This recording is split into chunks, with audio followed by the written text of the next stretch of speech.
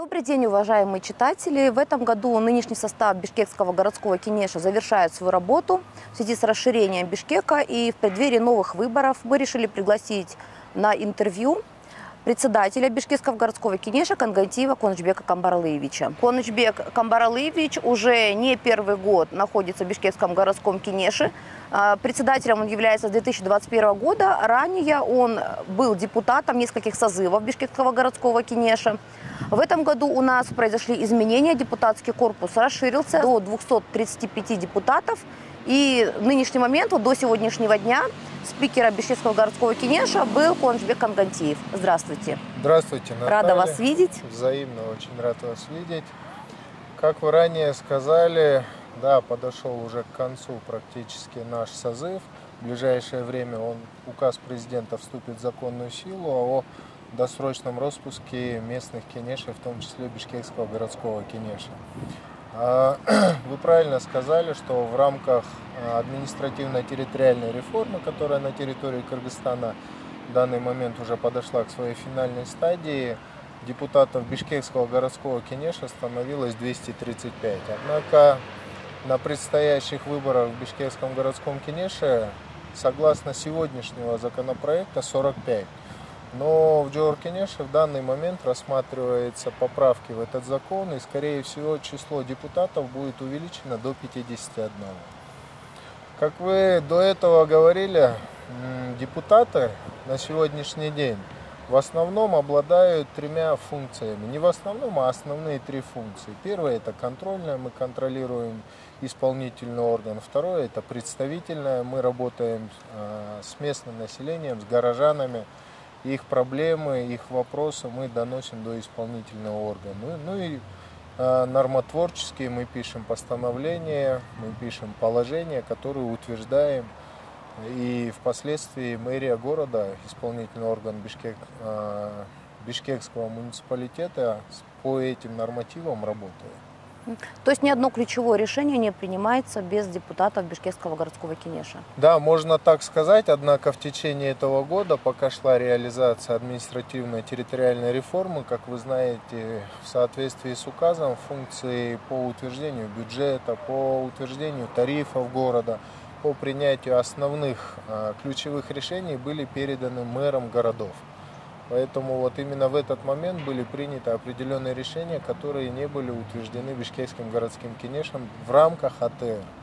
Но вот с приходом нового городского кинеша все правильно, так оно и будет. То есть с вступлением в силу закона об административно-территориальной реформе опять все функции перейдут к Бишкекскому городскому кинешу? Именно так. То есть и утверждение бюджета, и утверждение тарифов? Именно так.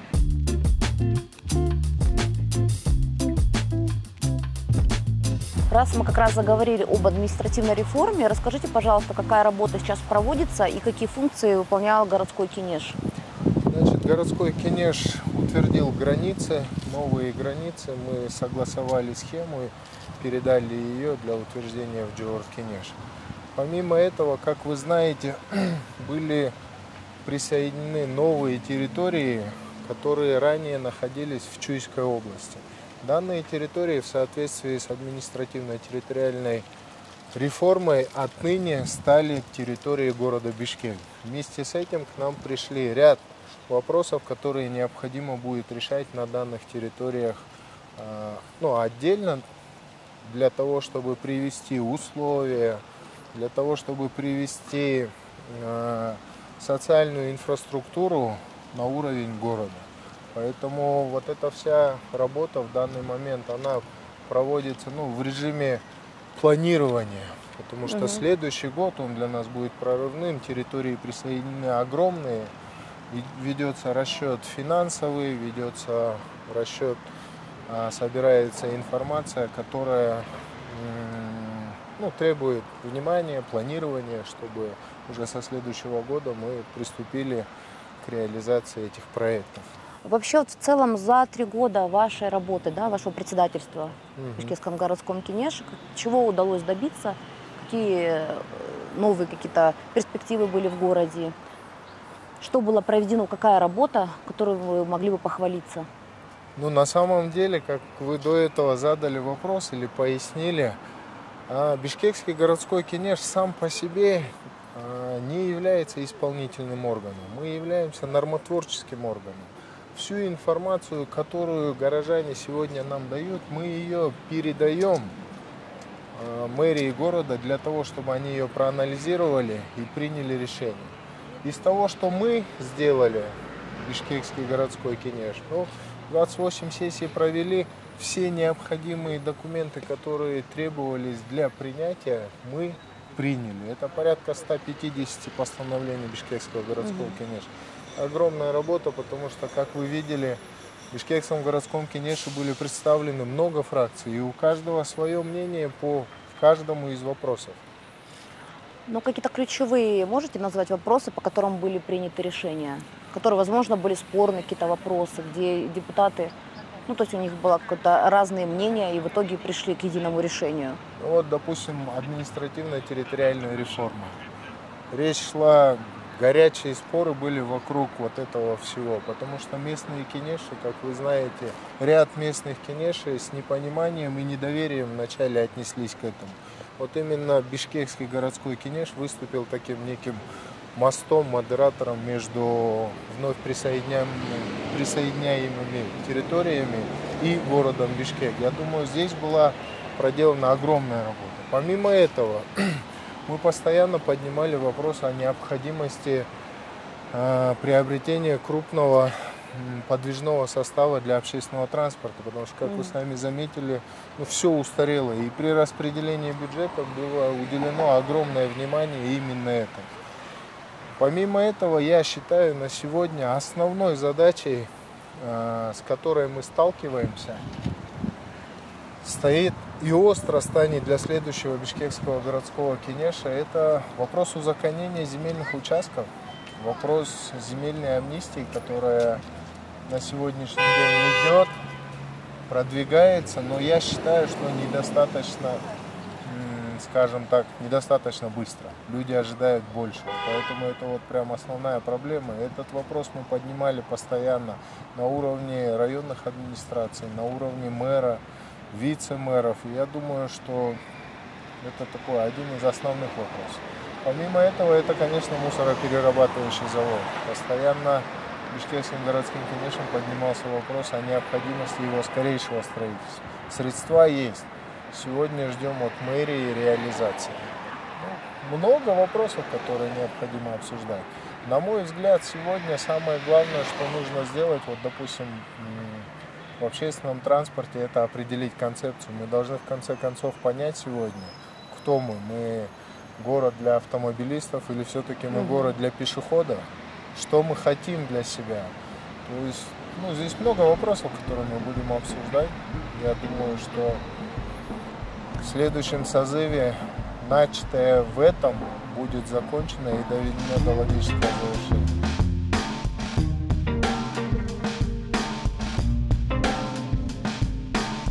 Как вы сами считаете, у нас город для автомобилистов или для пешеходов? И какую стратегию вообще лучше выбрать? Бишкекского городского кинеша постоянно была одна четкая позиция принципиальная, которую мы отстаивали на протяжении 3 лет. То есть это профессиональная программа развития нашего города. Без такого документа концептуального, стратегического будет очень сложно двигаться. И одним из основных пунктов этой программы должен быть пункт по развитию дорожно-транспортной инфраструктуры. То есть мы должны для себя определиться сегодня, Бишкек – это город для автомобилиста или Бишкек – это сегодня город для пешеходов. Потому что уже всем миром давно доказано, что чем шире дорога, тем больше пробка. И мы должны сказать себе, мы сегодня будем развивать инфраструктуру для автомобилиста, и тогда это должен быть автомобильный город. Или это будет инфраструктура для пешехода и общественного транспорта. Тогда это совсем другое. Но судя по всем показателям, мировым, урбанистике, сегодня город Бишкек – это город для пешехода и общественного транспорта. Потому что и климатические условия позволяют, и расстояние от точки А до точки Б.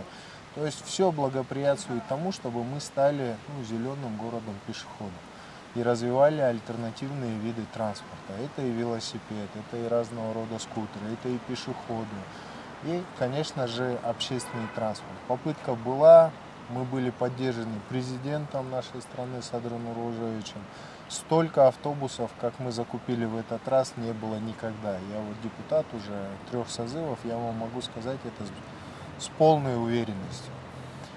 Поэтому я думаю, что основной задачей следующего бишкекского городского кинеша будет принятие этой профессиональной программы. Сегодня необходимо отразить в этом документе развитие на ближайшие лет 5. Потому что у нас генплан, скажем так, был отдельно принят, да, в разрезе с программами социально-экономического развития. Вот я думаю, это такой важнейший момент. Хотелось бы, на мой взгляд, мне бы хотелось, чтобы наш город стал пешеходным. Потому что я вырос в этом городе, я живу в нем 43 года. Хочется, чтобы он был зеленым, чистым и удобным именно для пешехода. Вот вижу его именно таким. А вы сами готовы от личного транспорта отказаться? Я очень много хожу пешком. В день я прохожу порядка 20 тысяч шагов. Это где-то 15-15,5 километров. Я с удовольствием готов от него отказываться.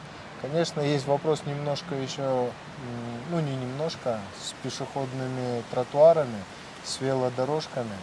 Момент, даже когда их проектировали, я был категорически против того, чтобы их объединяли вот таким образом, как сегодня. Потому что велосипедист пешеходу, он очень мешает. Поэтому мы вот спорили на эту тему, но вот решение было пока таким. Я думаю, что сегодня бишкекчанин готов, как минимум, чтобы центральная часть города, а центральной я сегодня называю, да, это Южная магистраль, вниз это проспект Джибек-Джолу, я думаю, на востоке, можно сказать, это Алматинка, а на западе, до Молодой гвардии или до Фучика спокойно можно вот эту зону настраивать под именно пешеходные зоны и альтернативные виды транспорта. Вот вы сами, как горожанин, вы любите гулять? Да, очень. И я тоже. Мы проводили даже опросов очень много. Все согласны, все этого хотят. Я думаю, что следующий городской кинеш, он займется именно этим. Потому что, я не знаю, это мечта, помните, да, как в свое время сказал Мартин Лютер Кинг, да, I have a dream. Вот у меня то же самое. Я хочу свой Бишкек любить. Я хочу его видеть зеленым и чистым. И я думаю, если мы ограничим центральную часть, которую я назвал, от вот этого, не знаю, потока автомобилистов, то мы все вздохнем с удовольствием. А как это вот будет на практике? То есть запретить что? Въезд в город на автомобилях в этот квадрат? Или как? Как бы вы видите, да, вообще? То есть решение? Для этого есть мировая практика, не надо выдумывать новый велосипед, он уже давно придуман. То есть ограничения для улучшения, скажем так, условий для пешехода, улучшение условий для велосипедист едет, он по пешеходному тротуару едет.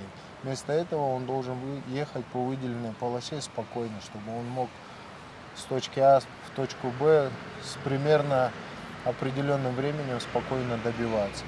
Плюс это, конечно, ограничения для автомобилистов. В чем они заключаются? Это на сегодня и так естественный процесс происходит. Припарковаться на автомобиле в центральной части города практически становится невозможно. Найти парковку еще большая проблема. Я для себя засекал, вот вы для интереса можете попробовать. С мэрии выхожу пешком, моя машина едет с мэрии домой в сторону Душанбинки, Ахумбаева. Мы доходим до точки, до своей, с разницей в 10 минут. И представляете, машина едет до туда, а я иду пешком. Да, действительно, сейчас пешком добраться, да, быстрее, пешком, нежели на машине. Особенно с в учетом центральной пробок. части города. Да. Поэтому я думаю... при этом, конечно, хотелось бы, чтобы горожане приняли более активное участие в этом всем, потому что, как вы заметили, в соцсетях много критики, а вот во время обсуждения бюджета, например, горожане не принимают участие. Только суперактивная небольшая часть, которая в момент принятия решений, внесения своих предложений в проекты бюджетов, они совсем-то неактивно себя ведут.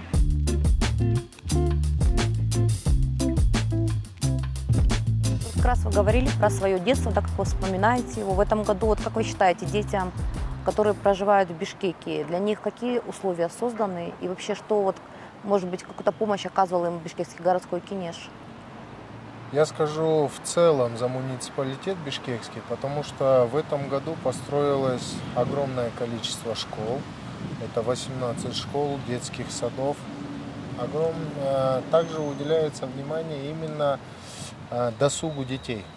Мы в один момент потеряли внимание именно к подрастающему поколению, к их свободному времени. Мы требовали от них здорового образа жизни, они не должны курить, наркоманией не заниматься, хулиганить, но при этом мы не давали им альтернативу. То есть, как раньше в мое время в школах приходили из секций тренера, забирали нас, выбирали, кто к чему подходит, и уводили в бесплатные секции, которые развивали детей, и занимали их свободное время. Сейчас вот именно этому уделяется большое внимание. То есть начато строительство физкультурно-оздоровительных комплексов. Как вы знаете, это и Востоке 5, ФОК имени Радбека Санатбаева. Сейчас строится ФОК по борьбе дзюдо в парке Фучика. Помимо этого мы планируем еще 5 физкультурно-оздоровительных комплексов на территории города Бишкек. Я считаю, что это для подрастающего поколения будет огромная поддержка, огромная забота. Я думаю, это очень важно. Поэтому мы вот именно этим занимаемся. Это вот муниципальное учреждение? Это все будет муниципальное учреждение. Помимо этого мы привлекаем профессиональные федерации для совместной работы по развитию видов спорта. Есть федерация триатлона. Вот недавно только они на базе 69-й школы открыли профессиональный спортивный комплекс для занятия триатлоном. То есть это был проект государственного частного партнерства. То есть частный партнер совместно с муниципалитетом открыли эту хорошую базу. И вот мы хотим, чтобы эта тенденция продолжалась. Это для нас очень интересно. Отдельно хотел бы отметить строительство малой арены, которая в ближайшее время будет закончена. Это профессиональная спортивная арена для проведения континентальных соревнований. У нас до этого не было, то есть площадка Дворца спорта, она уже устарела, к сожалению. Поэтому вот мы получим в ближайшее время малую арену. Помимо этого, это отремонтированный стадион центральный Дуленова Мурзакова. Помимо этого строится большой стадион в селе Урок по Южной магистрали, как вы знаете, футбольный стадион.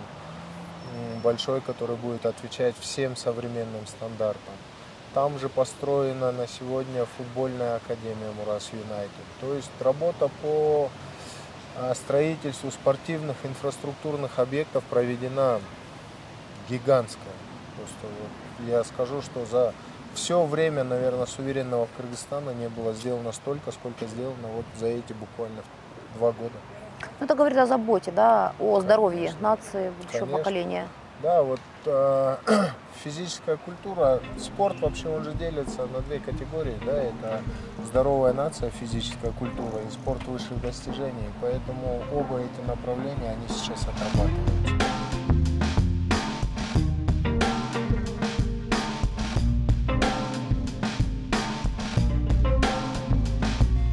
Кожбек Камбарлевич, скажите, пожалуйста, вы много лет уже работаете в Бишкекском городском кинеше, то есть и в качестве депутата, и в качестве председателя. Вы довольны проделанной работой горкинеша? И вообще, живете ли вы в том городе, в котором хотели бы жить, либо каким вы видите Бишкек в ближайшие 5 лет? Работой городского кинеша я доволен. Я доволен на 90%, скажу, что я доволен. А если говорить обо мне как о горожанине, конечно, я недоволен до конца, потому что я бы хотел, чтобы мой город был более чистый. Я думаю, что все-таки не надо скрывать, вопрос чистоты, вопрос мусора, он пока остается открытым, к сожалению. Мне не хватает хороших тротуаров, как горожанин, тем более я люблю гулять. Мне не хватает, сейчас хорошо дороги отремонтированы, основная их часть. Мне не хватает воздуха в городе. Мне кажется, слишком много автомобилей частных. Это везде они стоят, их полно. Я считаю, что нужно хотя бы центр города освободить. Я 43 года живу в этом городе. В моей памяти, в моем сознании Бишкек – это такой свободный город, зеленый, чистый, где в Арыках вода, в которой мы пускали свои лодочки и бежали вот отсюда и до самого Чуй проспекта, да, и она нигде не останавливалась. То есть вот этого всего мне не хватает. Я хочу, чтобы наши дети испытали это чувство, да, вот это счастье быть просто ребенком в красивом, чистом городе. Тем более, ну, мы посмотрим. Если вы видели, есть ведь эти города, есть к чему стремиться. Многие мне говорят, надо переезжать, туда жить, там классно. Где родился, там и пригодился, я считаю. Нужно здесь делать те условия, в которых мы захотим жить. Ну, Бишкек очень перспективный город, да, для этого? Очень. Я думаю, что Бишкек это просто сказка. Нам так повезло с нашим городом. Это маленький, компактный, удобный, красивый. В нем есть все. Есть история богатая, есть люди, самое главное, народ, горожанин, который любит свой город. Немножко постараться. Конечно, хочется, чтобы горожанин был более активен. К сожалению. Я понимаю все, да, у всех свои проблемы, мы все куда-то бежим, спешим. Но каждый горожанин должен вносить вот какую-то лепту свою небольшую в развитие этого города. Вы посмотрите, что происходит внутри дворов.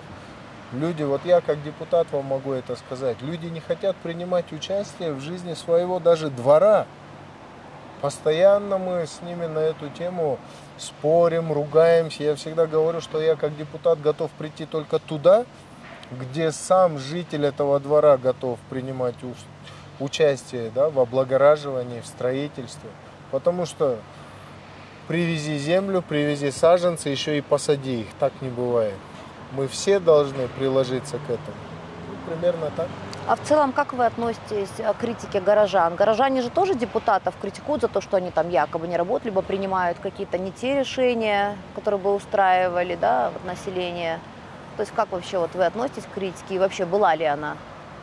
Критики было много, я как уже личность, ну, публичная, депутат он сам по себе публичный, поэтому я достаточно нормально к этому отношусь, но, конечно, к той критике, которая объективна, и к той критике, которая конструктивна. То есть, если ты критикуешь, то ты предлагай. И ни в коем случае не переходить на личности, то, что происходит зачастую с нами. Как депутат я уже привык, что нас критикуют. Сегодня горожанин, он не разделяет депутата Джор Кенеша, Гор Кенеша, представителя власти в целом. Вот кто к людям приходит, того и критикуем. Поэтому мы зачастую как буфер между людьми и мэрией, потому что мы всегда на передовой, мы с людьми, мы с ними разговариваем, и вот первая волна негатива, она, конечно, на нас. Ну вот как мы все помним, критика еще касалась повышения тарифов, которые как раз-таки решение одобрил Бишкекский городской Кенеш. Да, мы поднимали тарифы по мусору, мы поднимаем по вывозу мусора, мы поднимали тариф на общественный транспорт, мы поднимали тариф, еще был тариф. На воду. На воду мы еще подняли. Да. Вы должны сегодня понимать, что себестоимость предоставляемой услуги на сегодняшний день это порядка 30% всего лишь платит горожанин. Все остальное это дотация со стороны мэрии. Также по теплу мы просто не можем себе этого позволить, и нужно потихоньку приучать сегодня горожанина нашего, жителя столицы, что тарифы это необходимые средства для модернизации хозяйства. Вот, допустим, то, что касалось воды, мы сравнивали. Вы знаете, что вода в городе была дешевле, чем во многих даже регионах, хотя уровень жизни в столице выше, чем в регионах. И то, что нас раскритиковали за это, кто-то должен принимать непопулярные решения, но те решения, которые повлияют в будущем на эти хозяйства, дать им возможность задышать. Вот тот же водоканал, тот же мусор, тазалых и так далее. Мы взяли на себя эту ответственность, мы туда и пришли, мы не можем думать только о любви избирателя к нам. Мы должны думать о нашем городе в первую очередь. А за что еще критиковали вас? вот лично вас или депутатов Бишкекского городского кинеша? За какие приняты решения? Нас критикуют за все, потому что у любого решения всегда есть сторонники и противники. Поэтому практически все решения они подвергаются определенной критике. Иногда она объективная, иногда она субъективная. Но ничего страшного, это работа, жизнь продолжается, и мы работаем. Самое главное, своему избирателю я всегда говорю, что мы жители этого города, мы не живем в другом городе. И все наши решения, они напрямую будут отражаться на нас в том числе. Поэтому принимаем решения, работаем. Ну а горожанин уже сам даст нам оценку. Хорошо, спасибо вам большое Вам за то, спасибо. что рассказали об итогах своей работы. Вам спасибо, рад вас Спасибо видеть. вам за работу. Успехов вам. Спасибо большое. До Спасибо. свидания. До свидания.